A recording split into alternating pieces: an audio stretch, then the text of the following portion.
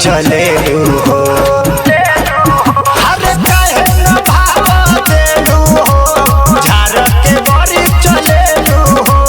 रेगनी के काटा जसा करे जा, दिलवा हमें हालेलू हो। सुनो सीना से ओढ़नी उतार के, काहे चलेलू सेंटिमेंट मार के। सीतामढ़ी वाला अखिया हमार के ले गोइल दिल बहकार के। सीतामढ़ी वाला अखिया हमार के ले गोइल दिल बहकार के। ले गोइल दिल बहकार के। सीतामढ़ी वाला अखिया हमार के दिल बहकार के।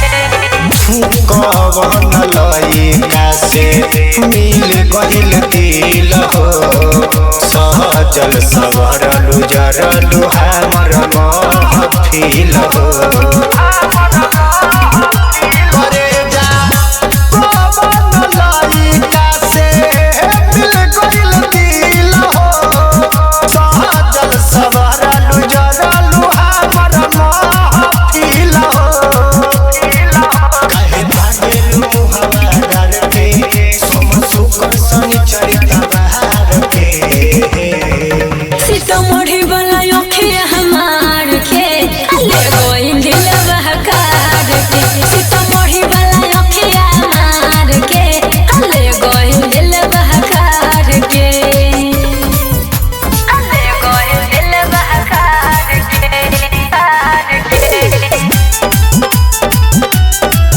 सीतामढ़ी वाला अखिया हमार के बंचन के जयपुर ले गोइल दिल बहकार के।